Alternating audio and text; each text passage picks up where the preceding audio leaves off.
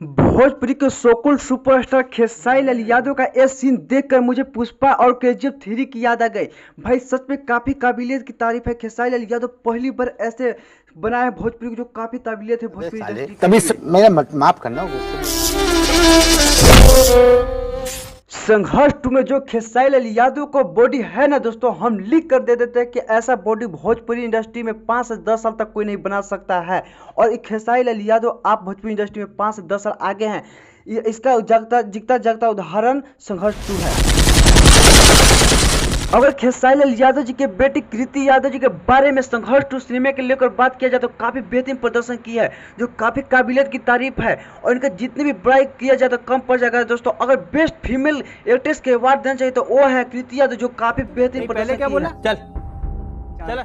तो दोस्तों मेरी जानकारी कैसा लगी, आप अपना